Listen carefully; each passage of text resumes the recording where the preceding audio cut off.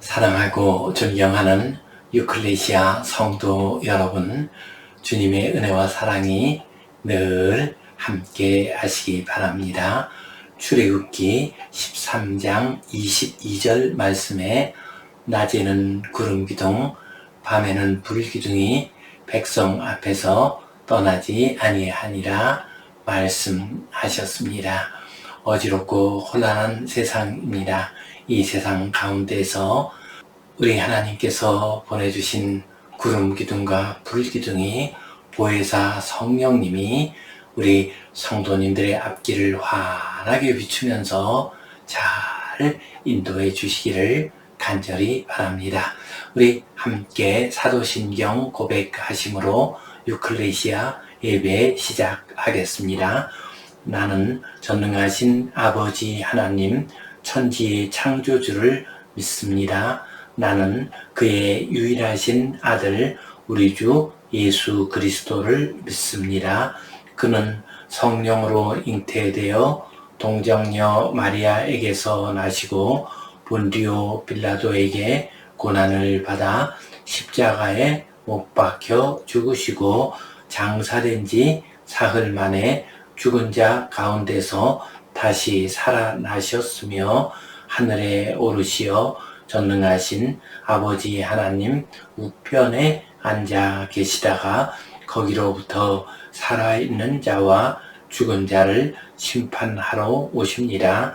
나는 성령을 믿으며 거룩한 공교회와 성도의 교제와 죄를 용서받는 것과 몸의 부활과 영생을 믿습니다. 아멘. 우리 함께 찬송 210장 드리겠습니다.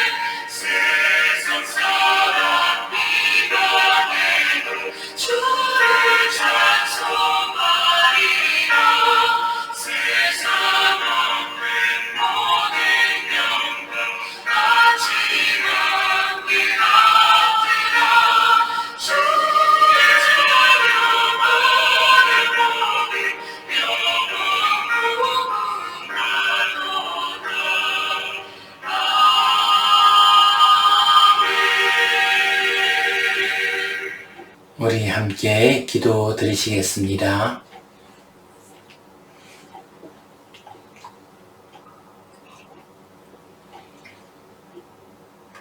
하나님 아버지 은혜에 감사합니다. 오늘도 저희에게 복된 날 허락해 주시고 주님 앞에 나와 예배하게 하시니 감사합니다. 어디에서 어떤 형편에서 주님 앞에 나와 예배하든 영과 진리로 신령한 예배 드리게 하여 주시옵소서. 이 예배를 통하여 하나님의 크신 은혜를 깨닫게 하시고 주님의 은혜의 손길 가운데 거하는 복된 주의 자녀들 되게 하여 주시옵소서. 주님, 올해의 절반이 지나갔습니다. 지난 반년 동안 지켜주신 것처럼 후반기 반년도 은혜의 날개로 붙들어 주시옵소서. 귀한 첫 열매를 거두게 하여 주시옵소서. 한 해의 절반을 보내며 지난 세월 돌이켜보게 하시고 우리의 부족함을 주님 앞에 내려놓고 주님 주시는 은혜 가운데 새 힘을 얻는 매주 감사의 주일이 되게 하여 주시옵소서. 올해의 첫 열매를 거두게 하시고 후반기에는 더 풍성한 열매, 더 풍성한 성령의 열매를 거두게 하여 주시옵소서. 주님께 온전히 의탁하오며 예수님 이름으로 기도하옵나이다. 아멘. 하늘에 계신 우리 아버지, 아버지의 이름을 거룩하게 하시며 아버지의 나라가 오게 하시며 아버지의 뜻이 하늘에서와 같이 땅에서도 이루어지게 하소서. 오늘 우리에게 일용할 양식을 주시고 우리가 우리에게 잘못한 사람을 용서하여 준 것 같이 우리 죄를 용서하여 주시고 우리를 시험에 빠지지 않게 하시고 악에서 구하소서. 나라와 권능과 영광이 영원히 아버지의 것입니다. 아멘. 오늘은 너희는 거룩하라라는 이 주제 가운데서 하나님의 집을 거룩하게 하라, 이 제목 가지고 함께 말씀을 나누겠습니다. 요즘 저의 마음을 아프게 하는 여러 소식들이 있습니다. 여러 교회들에 대한 소식입니다. 이 사진에 나오는 교회들, 이 교회들은 예전에는 참 훌륭한 교회였고 하나님께 영광을 올려드리는 귀한 교회였습니다. 그러나 지금은 그 교회가 얼마나 초라한 모습으로 바뀌었는지 알 수가 없습니다. 위에 있는 흑백 사진은 중국 요령성에 있는 무슨 교회입니다. 우리 한국인 선교사가 가서 세운 교회였습니다. 그런데 이 교회가 지금은 카페로 변하고 말았습니다. 또한 그 밑에는 미국에 있는 버팔로 교회입니다. 그런데 지금은 이 교회가 이슬람 사원이 되고 말았습니다. 그리고 오른쪽에 있는 높은 고딕식 건물의 교회는 영국에 있는 에딘버러 교회입니다. 한때 존 낙스가 설교하기도 했던 교회였습니다. 그러나 지금은 문화센터가 되고 말았습니다. 이처럼 한때 하나님께 큰 영광을 올려드리고 많은 성도들이 모여서 예배하던 교회들이 이런저런 이유로 약해지고 말았습니다. 그 교회의 시설을 관리하는 것조차도 어려워서 그만 팔리기도 하고 또한 다른 기관으로 변하는 모습을 볼 수가 있습니다. 이런 시대를 맞이해서 하나님의 집을 거룩하게 하라 하는 이 제목 가지고 함께 은혜를 나누겠습니다. 오늘 말씀은 예수님께서 성전을 정화하시는 말씀입니다. 이 사역은 중요한 사역이기 때문에 네 복음서 모두에 기록되어 있습니다. 곧 성전은 믿음과 구원과 예배의 출발점이 됩니다. 그러므로 우리의 삶에 있어서 또한 이 세상이 바로 서기 위해서는 가장 중요한 일이 성전의 거룩함이 회복되는 것입니다. 그래야 우리가 하나님 앞에 바로 설 수가 있습니다. 그리고 이 세상도 변화될 수가 있습니다. 오늘 이 말씀 가지고 함께 은혜를 나누겠습니다. 우리 성경 본문 말씀 같이 보겠습니다. 예수께서 성전에 들어가사 성전 안에서 매매하는 모든 사람들을 내쫓으시며 돈 바꾸는 사람들의 상과 비둘기 파는 사람들의 의자를 둘러 엎으시고 그들에게 이르시되 기록된 바 내 집은 기도하는 집이라 일컬음을 받으리라 하였거늘 너희는 강도의 소굴을 만드는도다 하시니라. 맹인과 저는 자들이 성전에서 예수께 나아오매 고쳐주시니 대제사장들과 서기관들이 예수께서 하시는 이상한 일과 또 성전에서 소리질러 호산나 다윗의 자손이여 하는 어린이들을 보고 노하니라. 아멘. 예수님께서 성전에 들어가셔서 성전을 정화하시는 이야기입니다. 우리 12절 말씀 같이 보겠습니다. 예수께서 성전에 들어가사 성전 안에서 매매하는 모든 사람들을 내쫓으시며 돈 바꾸는 사람들의 상과 비둘기 파는 사람들의 의자를 둘러 엎으시고 주님께서 예루살렘 성에 입성하신 후에 가장 먼저 하신 일이 성전에 들어가신 일이었습니다. 그런데 이 성전에서는 어떤 일이 있었습니까? 그곳에서는 소와 양들을 매매하고 있었습니다. 비둘기를 팔고 있었습니다. 이것은 성전 가운데서 이방인의 뜰에서 행해지는 일이었습니다. 그런데 문제는 그 재물들의 가격이 터무니없이 비싸다는 것입니다. 바깥에서 재물을 가지고 들어오면은 여러 가지 이유를 붙여서 퇴짜를 놓았습니다. 성전 뜰에서 이방인의 뜰에서 파는 재물만 받아주는 것이었습니다. 그런데 그 가격이 터무니없이 비쌌습니다. 바깥에서 파는 재물에 비해서 2배, 3배까지 비싼 경우가 있었습니다. 그리고 또한 그곳에서 물건을 사려고 하면은 성전 화폐로 돈을 바꿔야 했습니다. 그리고 그 돈을 바꾸어 주면서 수수료조로 많은 이익을 남기는 사람들이 있었습니다. 이렇게 해서 폭리를 취하고 많은 돈을 벌어 가지고서 제사장들과 그 당시 종교 지도자들이 배를 채웠습니다. 그리고 그것을 뇌물로 바쳐서 자기들의 자리를 계속 유지하고 있었습니다. 이 모습을 보시고서 주님께서 그들을 다 내쫓으셨습니다. 성전 돈으로 바꾸어주는 돈 바꾸는 사람들의 상을 엎어버리셨습니다. 비둘기 파는 사람들의 의자를 엎으셨습니다. 이렇게 주님께서는 성전에서 일어나고 있는 잘못되고 타락한 모습을 보시고 분개하시면서 그것을 정화하셨습니다.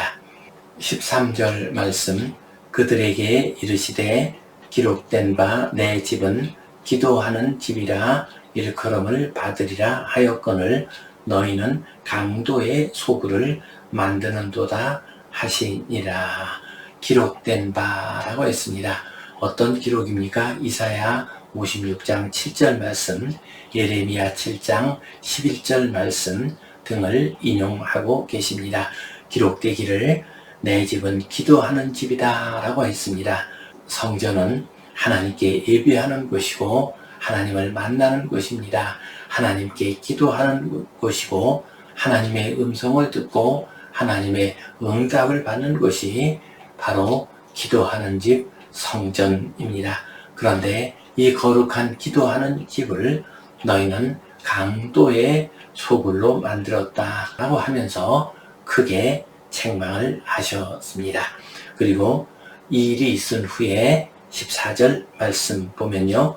맹인과 저는 자들이 성전에서 예수께 나아오매 고쳐주시니 맹인과 저는 자들 이 사람들을 주님께서 고쳐주셨습니다. 장애인, 약자, 하나님의 은혜를 구하는 사람들 이 사람들을 불쌍히 여겨주시고 고쳐주셨습니다.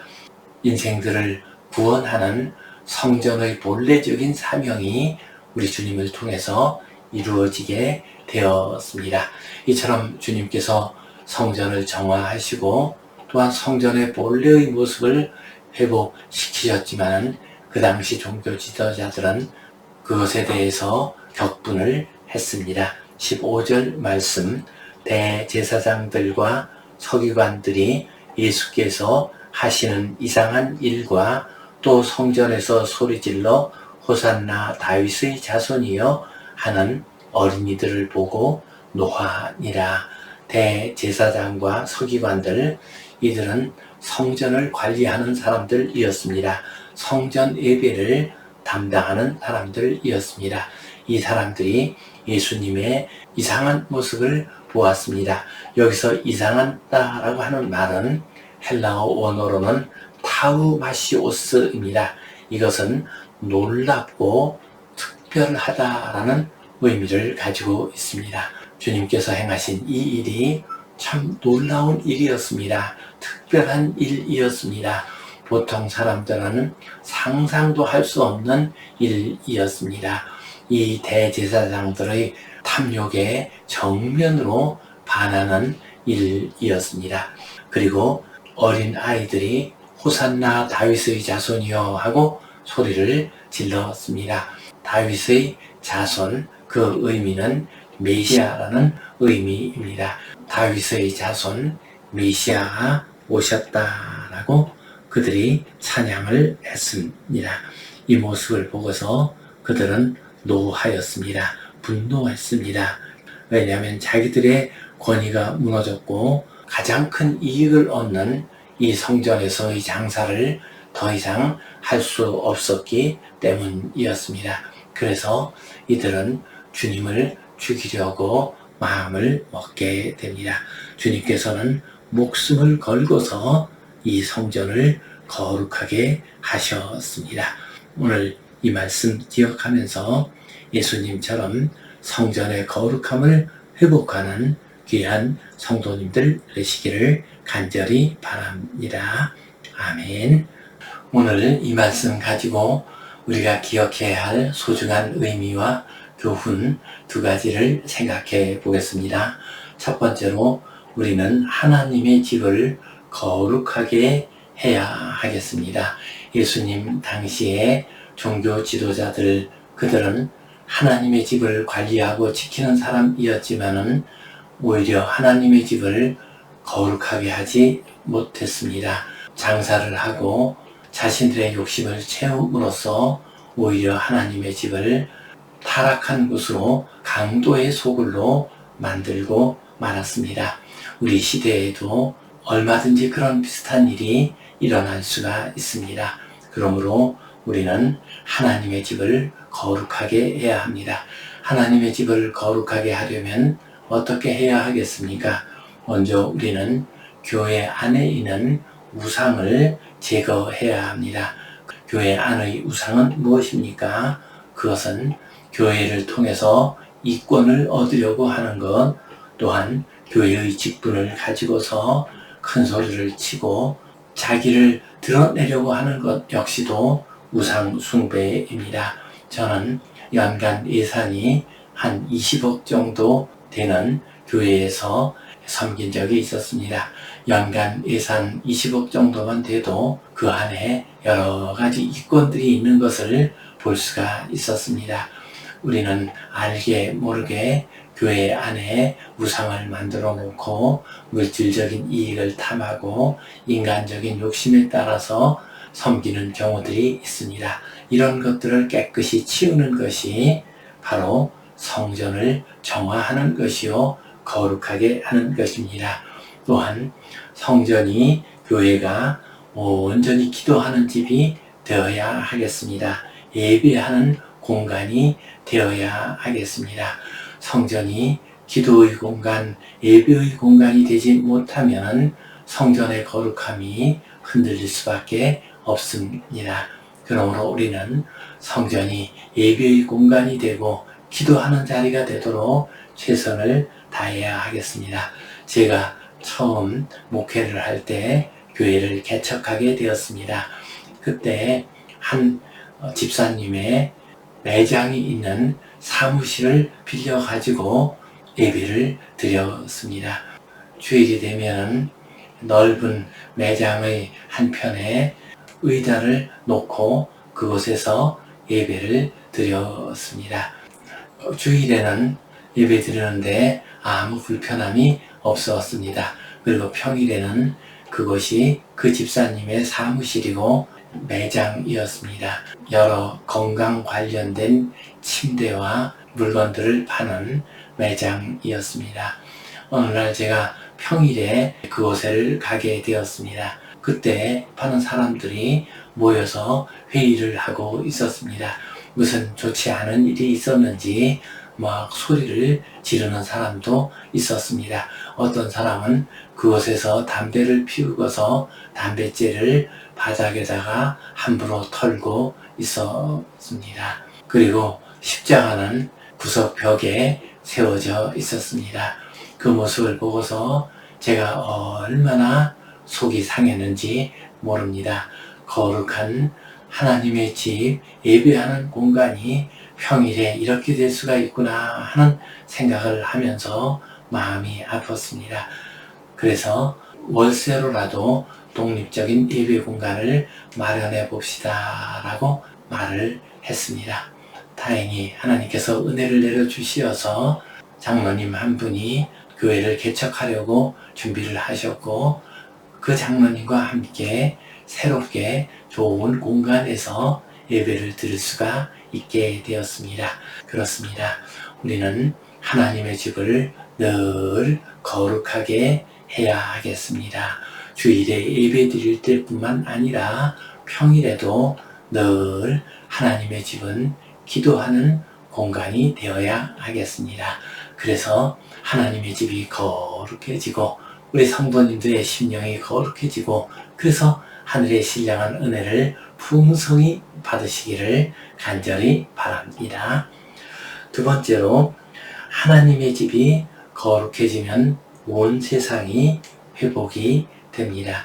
주님께서 성전을 정화하신 다음에 어떻게 하셨습니까? 맹인과 저는 자들이 성전에서 예수께 나오음에 고쳐 주셨다라고 말씀하셨습니다. 그렇습니다. 하나님의 집이 깨끗이 정화된 다음에는 놀라운 구원의 역사, 치유와 회복의 역사가 일어나게 되었습니다. 우리들도 그래야 합니다. 우리가 먼저 하나님의 성전을 깨끗이 정화하게 되면 그것에서 신령한 은혜의 물이 흘러나오게 됩니다. 그러면 온 세상이 회복됩니다. 이것을 가장 잘 보여주는 이야기가 에스겔 47장에 나오는 성전에서 흘러나온 물의 이야기입니다. 우리 이 본문 말씀을 같이 한번 보겠습니다. 그 문지방 밑에서 물이 나와 동쪽으로 흐르다가 성전 오른쪽 제단 남쪽으로 흘러내리더라. 이 물이 흘러 들어가므로 바닷물이 되살아나겠고 이 강이 이르는 각처에 모든 것이 살 것이며. 아멘. 에스겔이 환상 중에 예루살렘 성전으로 들어가게 되었습니다. 예루살렘 성전 문지방 밑에서 물이 흘러나오기 시작했습니다. 에스겔을 인도한 천사가 그 물의 깊이를 재보라라고 했습니다. 1,000척이면 약 450m 정도를 재보았더니 그 물이 발목에 찼습니다. 그 다음에 1,000척을 더 가서 재보았습니다. 그랬더니 그 물이 무릎까지 이르렀습니다. 그 다음에 1,000척을 더 가서 재보았더니 그 물이 허리까지 이르렀습니다. 그리고 1,000척을 더 갔더니 그 물이 키를 넘기는 물이 되었습니다. 그리고 그 물은 계속 흘러서 사해 바다 쪽으로 갔습니다. 그리고 그 물에는 많은 고기들이 살고 있었습니다. 어부들이 고기를 잡아서 생업을 유지하고 있었습니다. 그리고 강변에는 많은 나무들이 자랐습니다. 많은 열매가 맺히고 그 나무의 잎사귀는 또한 약재가 되었습니다. 이처럼 성전에서 흘러나온 물, 그 물은 온 세상을 변화시킵니다. 새 생명을 줍니다. 죽은 바다, 사해 바다에 새로운 생물들이 살아나게 되었습니다. 이것이 어찌 에스겔이 본 환상으로 그치겠습니까? 이것은 지금 우리 시대에도 일어나는 일입니다.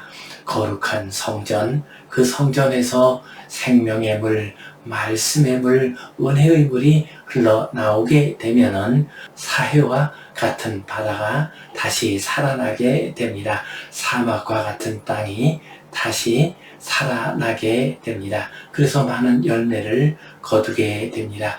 지금 우리 시대를 보면 겉보기에는 화려하고 잘 사는 것 같습니다. 그러나 속을 들여다보면은 그 심령이 많이 상해져 있습니다. 메말라져 있습니다. 젊은 이들은 헬 조선에서 산다고, 지옥과 같은 조선에서 산다고 말을 합니다. 이러한 시대를 맞이해서 성전의 거룩함이 회복되어야 하겠습니다. 그래서 성전에서 생명의 물이 흘러나오고 은혜의 물이 흘러나오므로 이 땅 모두가 다 복을 받아야 하겠습니다. 북한 땅에 장대현 교회가 세워지고 주기철 목사님 계시던 산정현 교회가 있을 때에는 평양이 동양의 예루살렘이라고 불렸습니다. 그러나 그 교회들이 다 무너지고 난 다음에 평양은 참으로 어지러운 땅이요, 불행한 땅이요, 죄악이 가득한 땅이 되고 말았습니다. 이곳에 교회가 회복되어야 하겠습니다. 하루바삐 통일이 되어서 거룩한 성전이 회복되면 그곳에서 생명의 물이 흘러나올 것입니다. 그곳에서 구원의 역사가 일어나게 될 것입니다.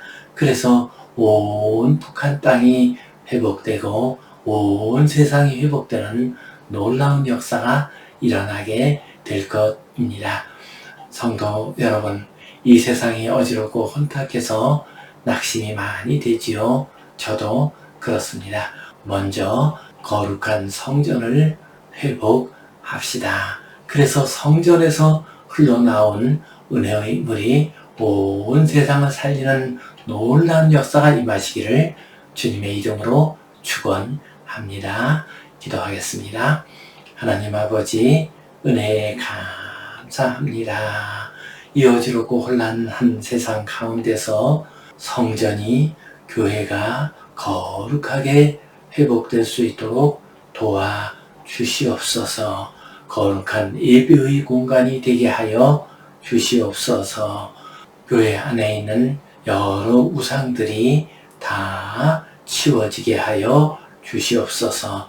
성전에서 흘러나오는 거룩한 은혜의 물이 온 세상을 적시고 회복시키는 놀라운 역사를 허락하여 주시옵소서. 예수님 이름으로 기도하옵나이다. 아멘.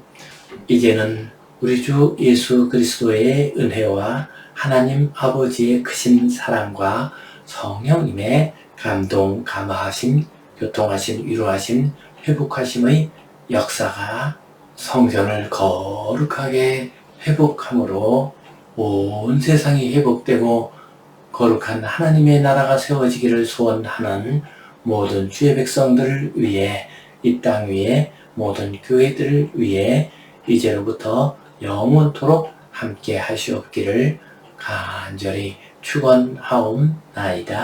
아멘.